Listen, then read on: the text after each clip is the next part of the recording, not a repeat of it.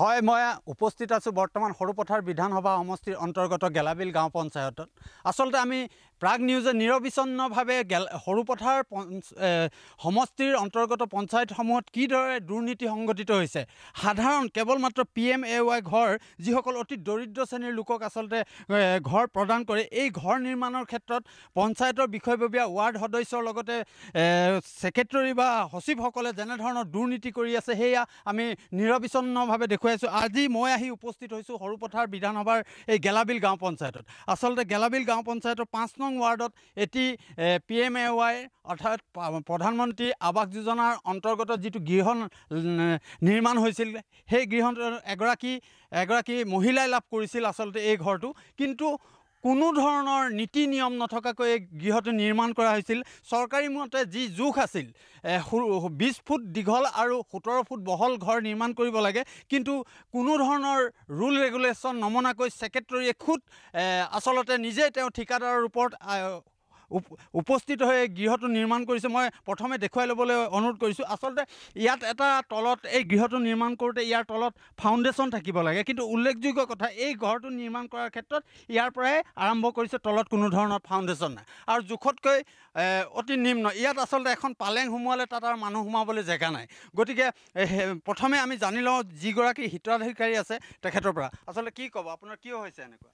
ঘৰটো মুঠতে ৰুম 2টা বনাই দিছে। ৰুমটোত মুঠতে মোৰ টেবুল চকী ৰাখিবলৈ জেগা নাই আৰু পালেং ৰাখিবলৈ জেগা নাই। মুঠতে এনেকুৱা পৰিস্থিতি আছে। মোৰ পুৰণা ঘৰ 2 কোঠালি আছে, সেইটো কিন্তু মোৰ অহল বহল আছে আৰু এই ঘৰটো যেনেকুৱা বনাই দিছে মোৰ পচন্দ নাই। আৰু মই বাৰে বাৰে ক'লোঁ ছেক্ৰেটাৰীক, আপুনি যেনেকুৱা ঘৰ বনাই দিছে এই ঘৰটোত মই থাকিব পৰাই নহ'ব, এনেকুৱা মই ক'লোঁ।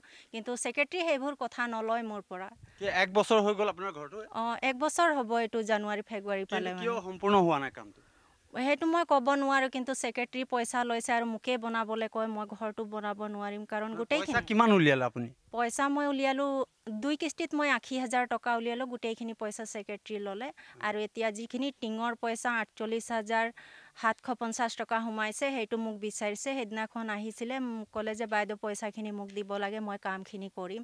মই ক'লোঁ আধাখৰীয়া ঘৰ বনাইছে আপুনি, যে কি ছেকেণ্ড কিস্তি পইচাৰে আপুনি কামখিনি গোটেইখিনি কৰা নাই আৰু এইটো পইচা মই এতিয়া দিব নোৱাৰিম, মই পইচাখিনি খৰচ কৰিলোঁ বুলি ক'লোঁ। তেতিয়া ক'লে কেইদিন ভিতৰতে আপুনি 48,750 টকা মোক দিব লাগিব, নহ'লে আপোনাৰ দিগদাৰ হ'ব। এনেকুৱা এতিয়া আপোনাৰ একাউণ্টত মাত্ৰ টিঙৰ পইচাই সোমাই আছে। কিন্তু তাৰ আগতো কাঠ বা কিবা কিবি দৰ্জা লাগিব লাগিছিল ইয়াত। লাগিব লাগিছিলে। মই ক'লোঁ যে কি খিৰিকী দৰ্জা চৌকাঠ সেইখিনি গোটেইখিনি হৈ যাব লাগিছিলে, আপুনি সেইখিনি কৰাই নাই। মই তেনেকুৱা ক'লোঁ। তেতিয়া কৈছে গোটেইখিনি বোলে খিৰিকী দৰ্জা গোটেই চৌকাঠখিনি বোলে লোহাৰে দিম বুলি এনেকুৱা মোক ক'লে। কিন্তু এতিয়ালৈকে হোৱা নাই। আৰু ভিতৰত যে আপোনাৰ 10 বেগমান চিমেণ্ট বেয়া দেখিছোঁ, সেইটো চেমিট ছেক্ৰেটাৰীয়ে আনিলে, আনি পেলাই সেইটো ৰখা আছে, বেয়া হৈ গ'ল গোটেইখিনি চেমিট, সেইখিনি কাম নকৰালে। এইটো সন্দৰ্ভত আপুনি কাৰোবাক অভিযোগ দিছে নেকি? অভিযোগ দিয়া মানে মই থানাতো গৈছিলোঁ আৰু জনালোঁ গোটেইখিনি চেমিট বেয়া হৈ গ'ল। BDO ছাৰকো কৈছিলোঁ মই চেমিটখিনি বেয়া হৈ গ'ল বুলি, কিন্তু কোনো এটা হেৰি নকৰিলে আৰু উল্টাই মোৰহে ওপৰত কেছ দিম বুলি কৈ পেলাই গ'ল BDO ছাৰে আৰু ছেক্ৰেটাৰীয়ে। কিয় ক'লে আপোনাৰ ওপৰত কেছ দিম? ঘৰটো কিহৰ কাৰণে আপুনি বনোৱা নাই, ইমান দিন যে হৈ গ'ল, কিহৰ কাৰণে বাধা কৰিছে ঘৰ বনাবলৈ? মই ক'লোঁ মইতো আপোনাক বাধা কৰা নাই, আপুনি টকা লৈছে, আপুনি নিজে মিস্ত্ৰী লগাইছে, মই নিজে টকাখিনি খৰচ কৰা হ'লেহে মই এই মিস্ত্ৰীক ক'লোঁ হয় ঘৰটো বনাওক বুলি। আপুনি নিজে টকা লৈছে, আপুনি বনাওক ঘৰটো, মইতো বনাব নোৱাৰিম বুলি ক'লোঁ মই। হয়, নিশ্চিতভাৱে এইগৰাকী আছে অভিযোগ হয়। গতিকে এই ক্ষেত্ৰত আচলতে দৰ্শকসকলে প্ৰত্যক্ষ কৰক, এই হিতাধিকাৰীগৰাকী আচলতে এই ঘৰটো পোৱাটো আশা কৰে, তাৰ বাবে পঞ্চায়তলৈ তেওঁ নিতৌ যাবলগীয়া হয়। তাৰপিছতো চৰকাৰৰ পিনৰ পৰা এটা ঘৰ লাভ কৰে অতি দুখীয়া শ্ৰেণীৰ লোকে, তাৰপিছত এনেকুৱা অৱস্থা। কি দুৰ্নীতি হৈ আছে? আপুনি এজন ওচৰৰে যুৱক, কওকচোন। হয়, ইয়াত মানে ক'ব গ'লে একো এটাই ভালকৈ হোৱা নাই। ইয়াত ঘৰটোতো জোখমতে সৰু আছেই, তাৰ উপৰিও আপোনাৰ ফাউণ্ডেশ্যনতো ভেজাল আছে, গোটেই মানে চিমেণ্টটো নিয়মীয়াকৈ দিয়া নাই, বালিখিনিও বৰ বিশেষ ভাল নহয়। তেনেকৈ কৰি আপোনাৰ জোখে মাখে মানে প্ৰত্যেকটো ক্ষেত্ৰত ইয়াত ভেজাল আছে আৰু আপোনাৰ এই বিমখিনিও যেনেকৈ হ'ব লাগিছিলে তেনেকৈ একো এটাই হোৱা নাই মানে ইয়াত। আৰু এইটো কিমান দিনৰ পৰা এনেকৈ পৰি আছে আপুনি দেখিছে? এইটোতো এতিয়া বছৰ দিনৰ পৰাই দেখি আছোঁ, তেনেকুৱাই হৈ আছে এইটো। আৰু ইয়াত এইটো ৱাৰ্ডত আৰু ঘৰ এনেকুৱা হৈ আছে?